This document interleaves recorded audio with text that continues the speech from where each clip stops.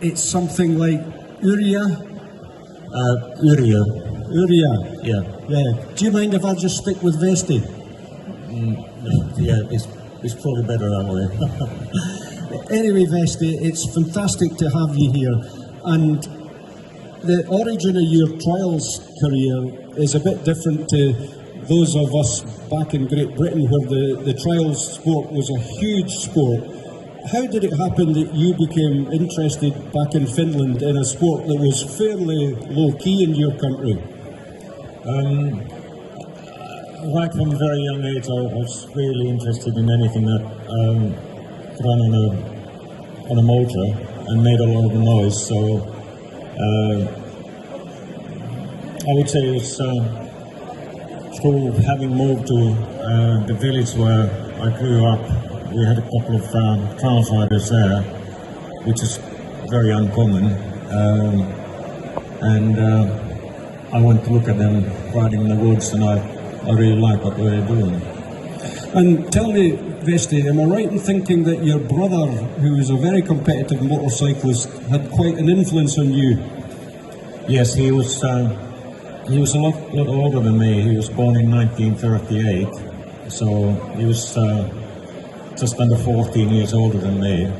So he was actually, he could have nearly been my father, but he gave me a chance to go to the races where he was going. He went to ice racing, he went to motocross, enduro, road racing. He did a bit of everything, and I was with him, and the more I saw, the keener I was getting. And what was your very first bike that you started playing around on? We all, literally all, me and my mates, we all started riding mopeds. You needed to be 15 to be legally allowed to ride on the roads, but I think I was 13 when I got my moped, and we had this dreadful fear of police stopping us and asking for to clarify how you can be so young looking and riding a moped on the road. I was stopped a few times, and I'm still scared of all these memories. Yeah. Now, tell me, Vesty, at that time, how popular was trials riding in Finland?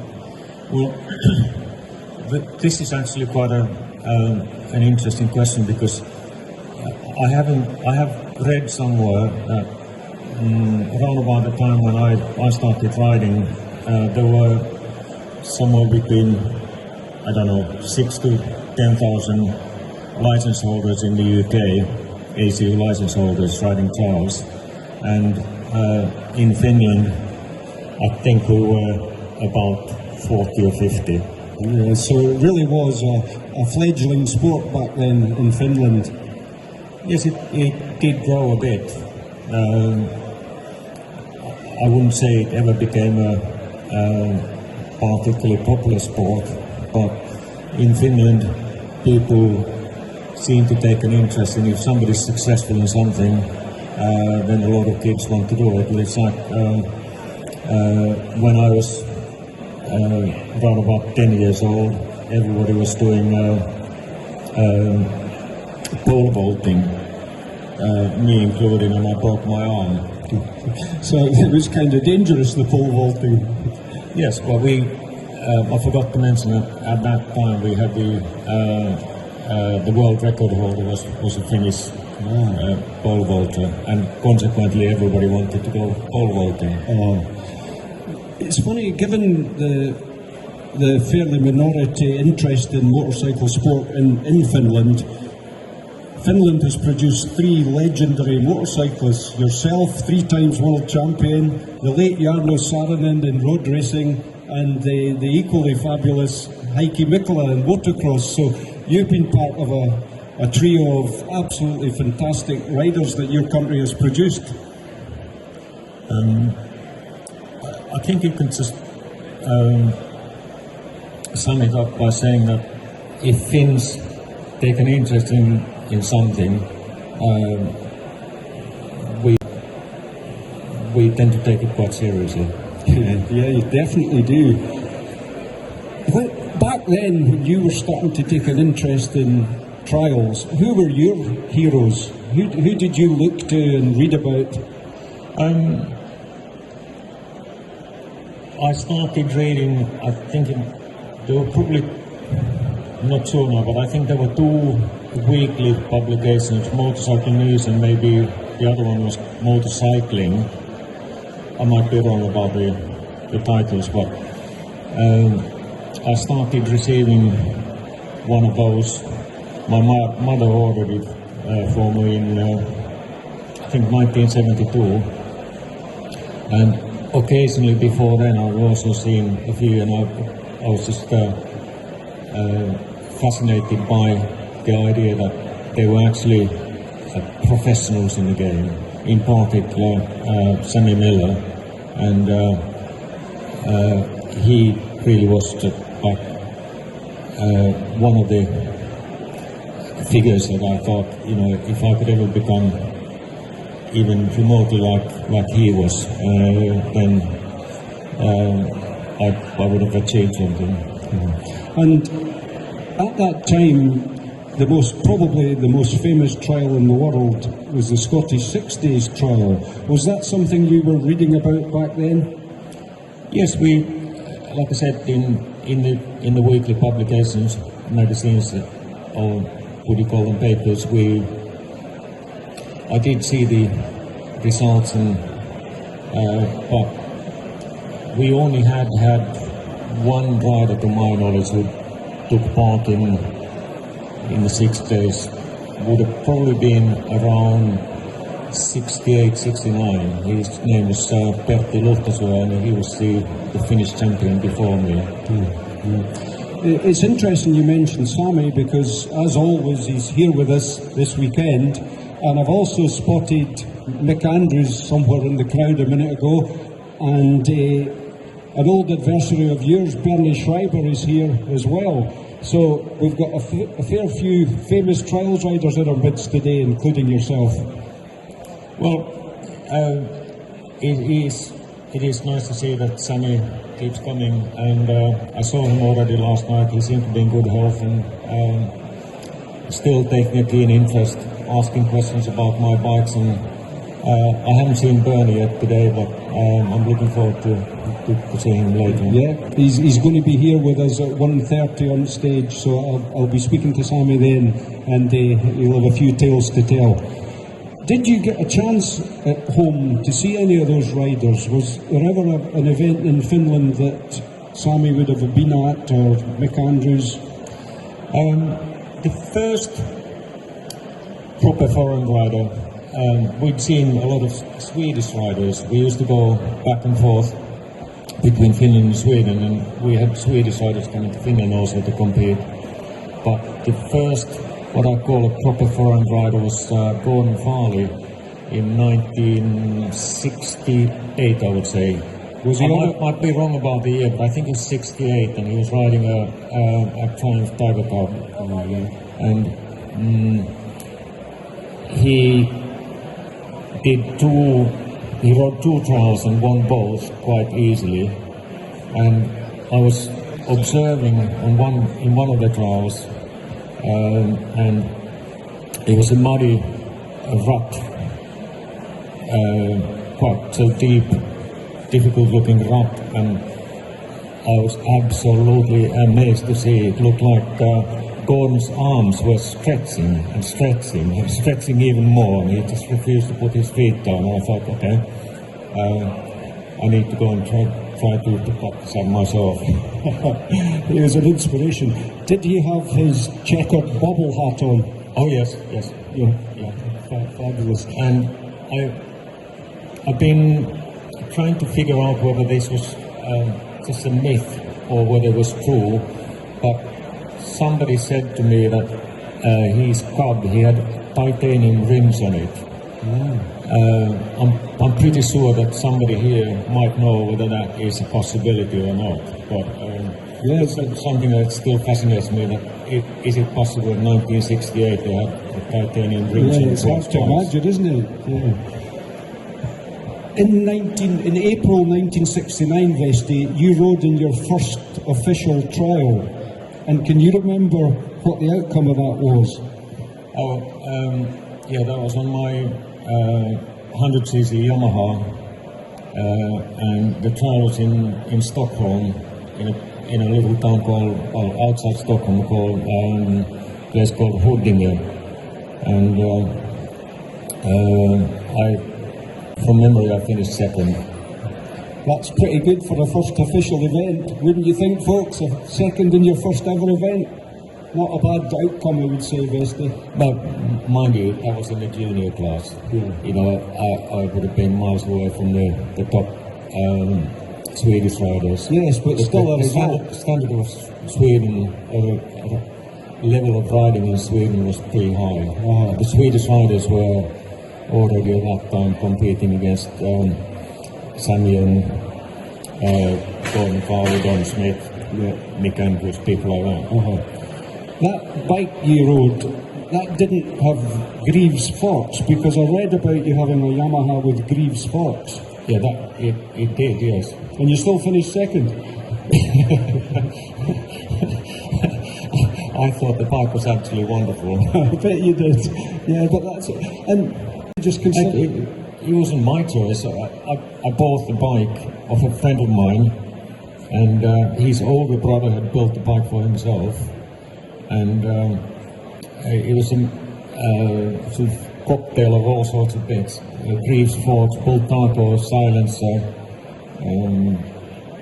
The tank had been just, the front part had been sawn off and then re-welded to give enough turning circle for the forks. And it was quite yellow, and I just thought it was a wonderful bike. Yeah. On it later to learn that it actually was a pretty bad bike. It's what we would call here in this country a bitsa. Yes. Yeah. But it was still your first love for trials. Yeah. So in 1977, it was quite a turning point for you, and you rode a Bultaco to begin with, but then you changed to a Montesa. What was the reason for the change of mark? Did the Montesa seem a better bet? The change was actually 1980. Oh, have I got that wrong? Yes. Yeah. I'm afraid so. Yeah. Okay, we'll wait till further on and we'll talk about that. We'll now talk about 1971, which yielded some really good results for you, and that was when you had your first contact with the Bultaco family, with Senior Bulto and his family. Can you remember that? Yes, I do remember that occasion really well, actually, because that changed my life entirely. We had a European Championship round not far from my home in Espoo in Finland, and I was really trying to sort of get a decent result, which I think I did. I'm not sure now, but I think might have finished third or something. And then I was on a Montesa, which I thought was, at the time, at least in my mind, in my opinion, was the best bike. But anyway, after the trial, Oriol Puig Bulto would come to the trial with his cousin Ignacio Bulto. Oriol came to talk to me and said, "You've had a good day, haven't you?" I said, "Oh, yeah, it was okay, but could have been maybe better." But he said,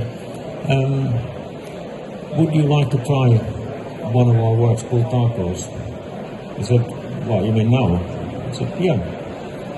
He said, I started walking towards his bike. I thought he meant that I would try his bike. I said, no, come with me.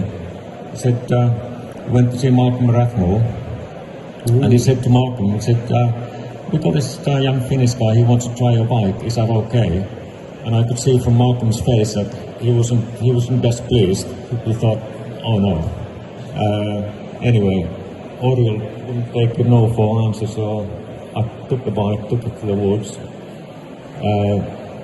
came back, and then Yrjo asked me, what did you think of the bike?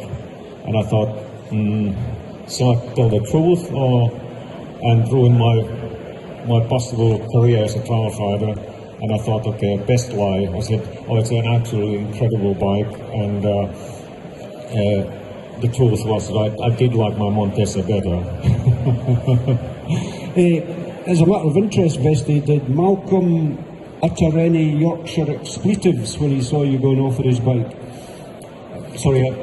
Did Malcolm utter any Yorkshire expletives? Did he say anything when you took off? Pass, don't remember.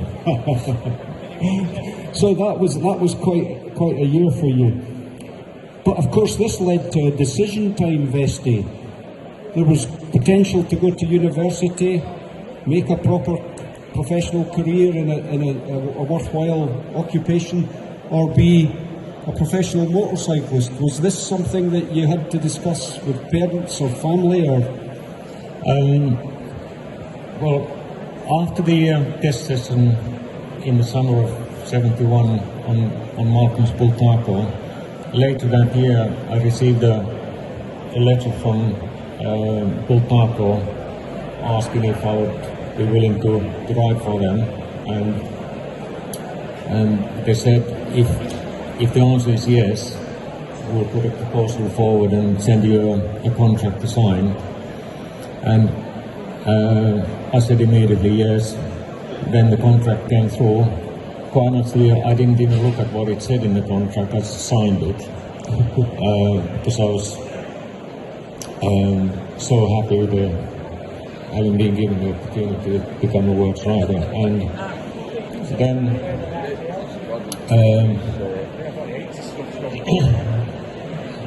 later, I had to obviously tell my parents what I'd done, because I hadn't really told them, because they were assuming that after my A-levels, which would have been a couple of months down the line, I would then apply to go to university to study something. They never told me what they wanted me to study. They just wanted me to go to university and get some academic career. And then I told my mother first. I said, look, I'm going to be a professional trials rider. And she said something like, sounds like I can't influence her decision. I said, no, you can't. So, a works Bultaco rider, and at that time, Vesty, everybody in the trials world just talked Bultaco. They were really fantastic. Montesa also, but Bultaco seemed to be the thing. And for you to join the ranks of Malcolm Rathmell and people like that must have been a dream. And you went on to have some great success. And you were up against huge rivals like Martin Lampkin as well. These Yorkshiremen were so used to the British trials scene and riding the type of terrain. But then you became a real contender. And in 1975, you really were dominating the season, and really should have been the 1975 champion, but the rules were a bit... Could you explain to us how you missed out on that?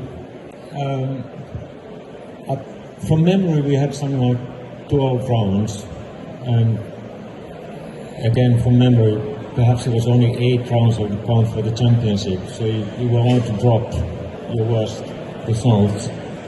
And when the season started, I didn't think I was mature enough to fight for the championship. And that was just in hindsight, a terrible mistake I made. I should have believed in myself more, because ultimately all I needed is if I had one more third place instead of 4, I think probably 4 fourth places. If one of those would have been a third place, I would have been world champion. But ultimately also the irony of the outcome of the championship was that the biggest loser wasn't actually me not winning the championship, but it was Malcolm Rathmell not winning it, because he only lost the championship in the last round for one less clean, because both Malcolm and Martin finished in equal points, but Martin had one more clean. So as a consequence then, because the maths of how they calculated the net points, Martin Lampkin won the championship. I came second, and Ragnar came third, and all that for one clean. That really does illustrate how competitive that championship was. It was so close at all times that year. But how do you, it's something I'd like to ask, how do you contend with having been so near and yet so far in that year to winning the championship? Does that give you a couple of sleepless nights afterwards, or do you just say, well, I'll go again next year? Did you come to terms with that quickly? He can't afford to. He couldn't afford to dwell in and sort of harbour bad memories. You just have to get on. Yeah. And I think through that experience, I was a little bit wiser, and my attitude for the 76 season, the following season, was not much different, but just a little bit different about manhood. I decided that even if I'm having a bad day, I'm going to fight as hard as I can.